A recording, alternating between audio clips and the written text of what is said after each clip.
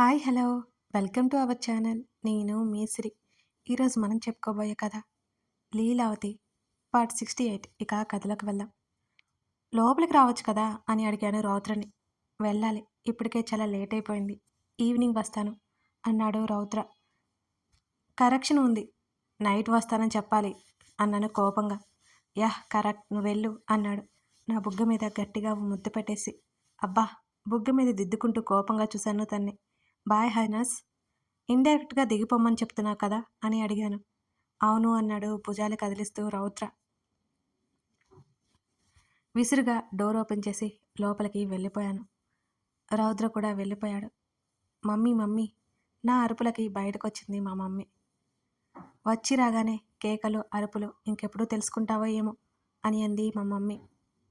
అబ్బా, మా అప్పాని హత్తుకున్నాను. Baby doll, ఎలా ఉన్నావు? నవ్వుతూ నన్ను చుట్టేశారు అప్ప. ఒక రౌండ్ కూడా చుట్టూ తిరుగుతూ ఉన్నాం మేమిద్దరం. అబ్బా, ఆపండి మీ గోల. మా మమ్మీ చపాతీ కర్ర పుచ్చుకొచ్చింది బయటకి. ఇద్దరం గప్చుప్గా సోఫాలో సెటిల్ అయిపోయాం. అప్పా, మమ్మీ చూడు ఏమంటుందో. నాకేమీ తెలియదు అంటుంది అన్నాను గారాలిపోతూ. మీ మమ్మీకి ఏం తెలీదు నాన్న, అందుకే ఎవరినొకరిని ఏదో ఒకటి అంటూనే ఉంటుంది అన్నారు మా అప్ప. మా మమ్మీ మమ్మల్ని ఒక చూపు చూసి కిచెన్లోకి వెళ్ళిపోయింది. నేను మా అప్ప హైఫై ఇచ్చుకున్నాము ఇద్దరం.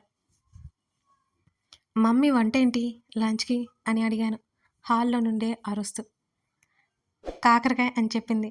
నేను మా అప్ప ముఖముఖాలు చూసుకున్నాం ఇద్దరం. మా ఇద్దరి ఫేసులు మాడిపోయాయి. నవ్వుకుంటూ మా చందు కూడా వచ్చాడు. ముగ్గురం మాటలు పెట్టేశాం.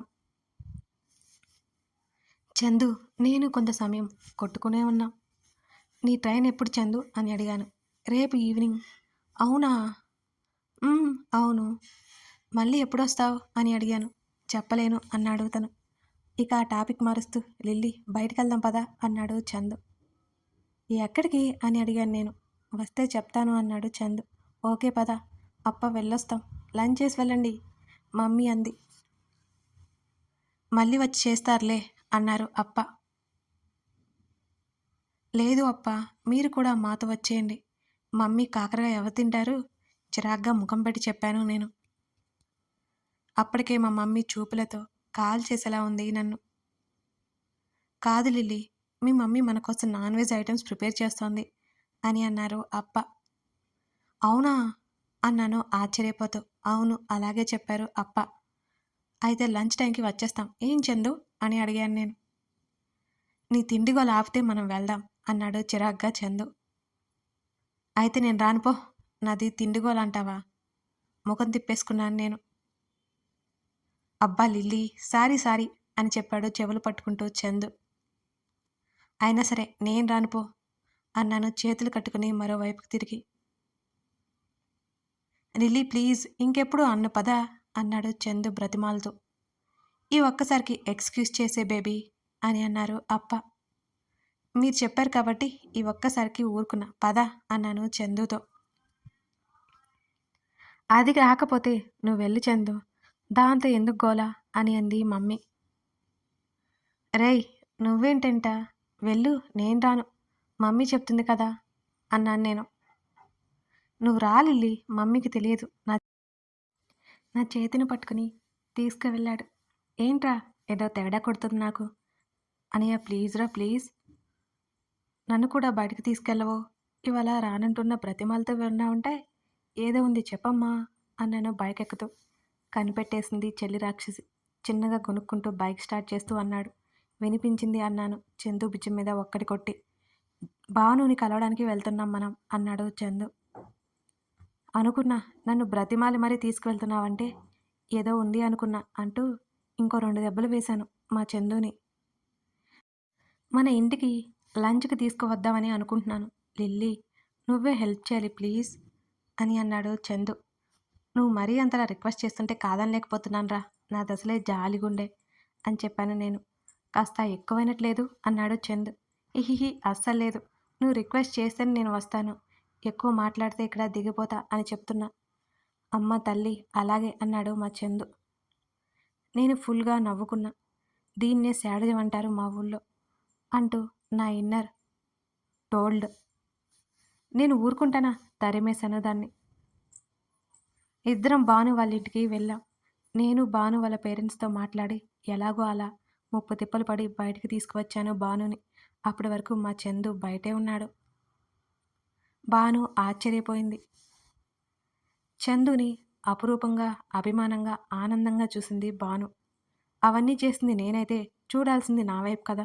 హుహు అని నిట్టూర్చి, ఉహు అని దగ్గిరాకపోయినా దగ్గినట్టు ఏదో లోకంలో ఉన్న వాళ్ళిద్దరినీ ఈ లోకంలోకి లాగి పడేశాను నేను. మీ చూపులు కలిసిన శుభవేళ సీన్ అయిపోతే ఇక ఇంటికి వెళ్దాం అన్నాను ఇద్దరిని చూస్తూ.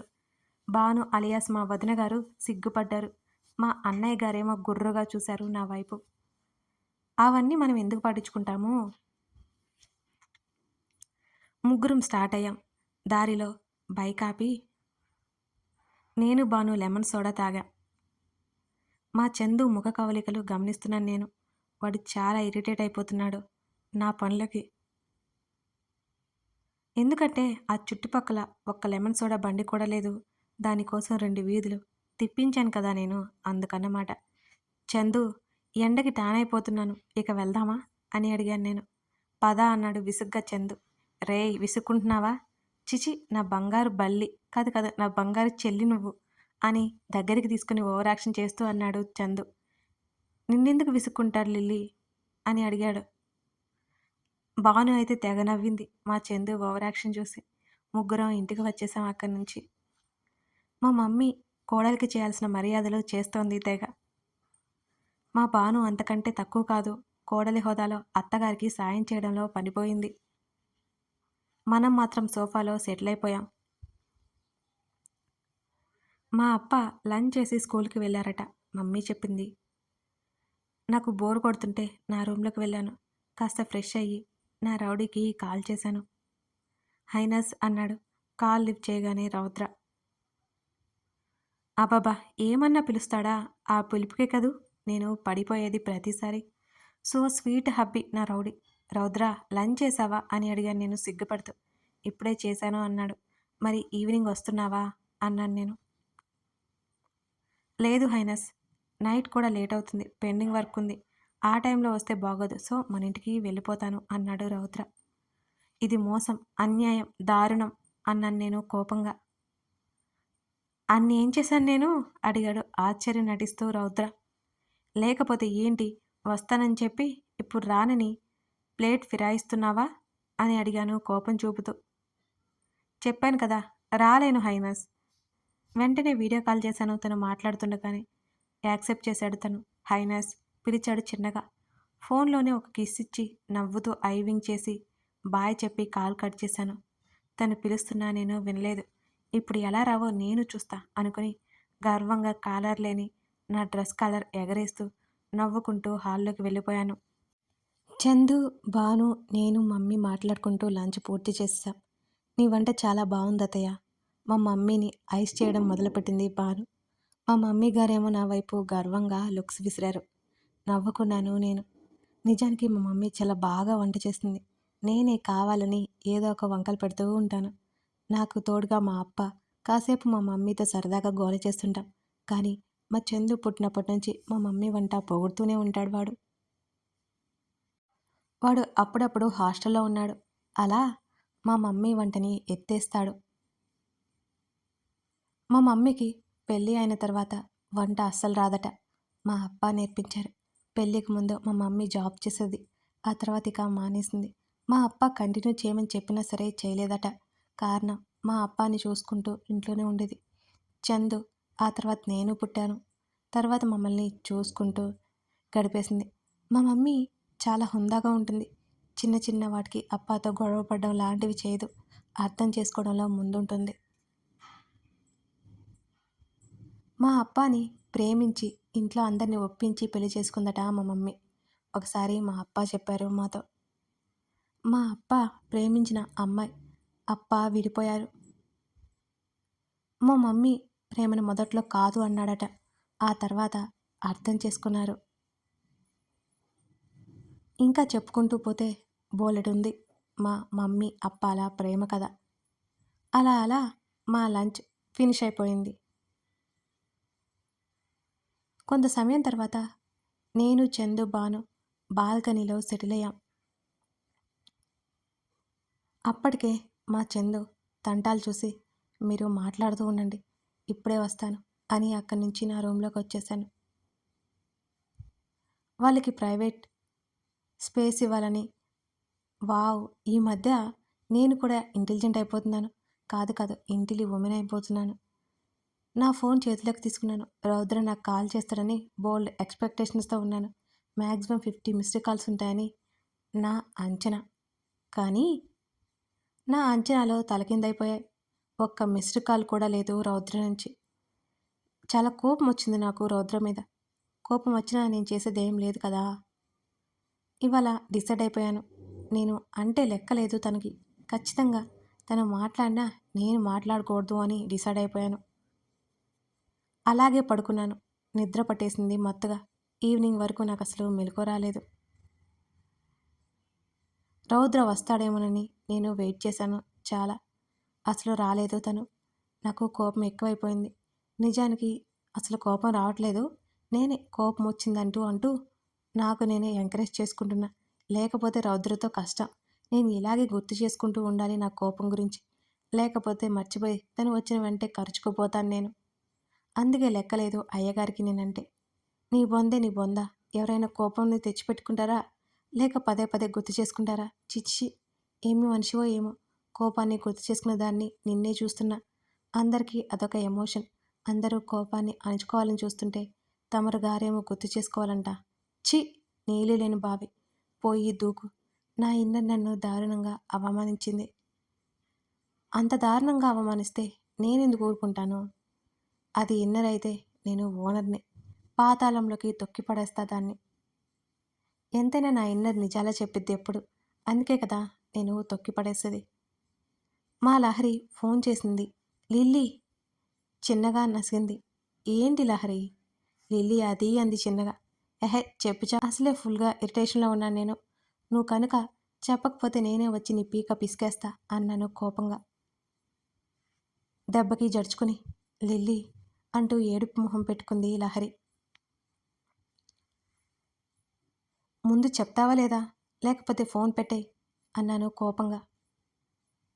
సరే, నువ్వు ఏదో ఫ్రస్ట్రేషన్లో ఉన్నట్టున్నావు, తర్వాత కాల్ చేస్తాను అని అంది లహరి. నోరు మూసుకొని చెప్తావా లేదా? అలాంటప్పుడు అసలు ఎందుకే ఫోన్ చేశావు నాకు అని గయ్యం లేచాను. నా పెళ్ళి ఫిక్స్ అయిపోయింది అని చెప్పింది ఏడుపు గొంతుతో లహరి. వావ్, కంగ్రాట్స్ లాహి అని అరిచాను నేను గట్టిగా. దెబ్బకి దాని ఫ్యూజులు ఎగిరిపోయాయి. నా చిరాకు పరాకు ఏ దేశం పారిపోయిందో మరి. లహరి, పార్టీ ఎప్పుడు అని అడిగాను నేను ఉత్సాహంగా. లిల్లీ, నువ్వు బాగానే ఉన్నావా అని అడిగింది లహరి. దాని గొంతులో ఆశ్చర్యం నాకు తెలుస్తోంది. బాగా బ్రహ్మాండంగా ఉన్నాను అని చెప్పాను నేను. మరి ఇప్పటి వరకు అరిచావు అని అడిగింది నెమ్మదిగా. ఓహో అదా, నేను రౌద్ర మీద చాలా కోపంగా ఉన్నాను. అప్పుడే నువ్వు కాల్ చేసావు. ఆ కోపం అంతా నా మీదకి షిఫ్ట్ అయిపోయింది. అనవసరంగా కాల్ చేసావు లాహి. నేను రౌద్ర కోసం ఆ కోపాన్ని దాచుకున్నాను. నువ్వే పాడు చేసావు. మళ్ళీ నన్ను నేను మోటివేట్ చేసుకోవాలంటే ఎంత టైం పడుతుందో నీకేం తెలుసు? దిగులుగా బెడ్ మీద పడిపోయాను నేను. లిల్లీ, నీకు పిచ్చిగాని పట్టిందా ఏంటి? ఏం వాగుతున్నావు అని గట్టిగా లేచింది మా లహరి నా మీద. కథ కొనసాగుతోంది. రౌద్ర వచ్చాక లిల్లీ పట్టిన మంగమ్మ శపథం పూర్తి చేస్తుందా? రౌద్రతో మాట్లాడకుండా ఉండగలుగుతుందా? తెలిస్తే కామెంట్ చేయండి. Thank you.